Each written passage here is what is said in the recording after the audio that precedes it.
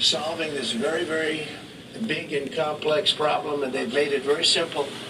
I want to thank Justice Barrett, who wrote the opinion brilliantly, as well as Chief Justice Roberts and Justices Alito, Gorsuch, Kavanaugh, and Thomas. Great people. Thanks for this decision, and thanks to this decision, we can now promptly file to proceed with numerous policies that have been wrongly enjoined on a nationwide basis.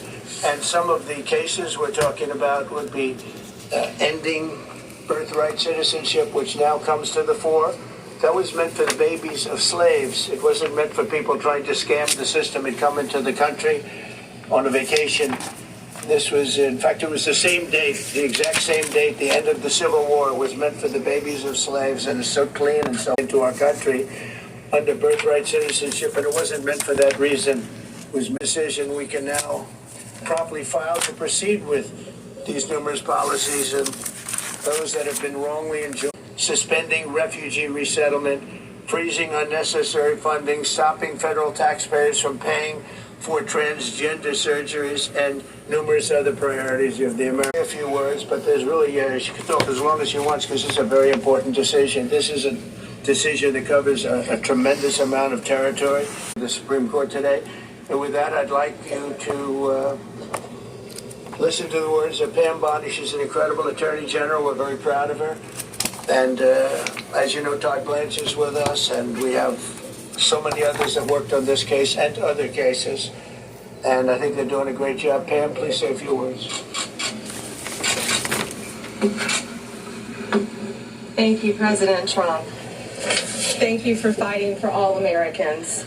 Americans are finally getting what they voted for. No longer will we have rogue judges striking down President Trump's policies across the entire nation.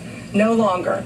Today, in the 6-3 opinion, Justice Barrett correctly holds that the district court lacks authority to enter nationwide or universal injunctions.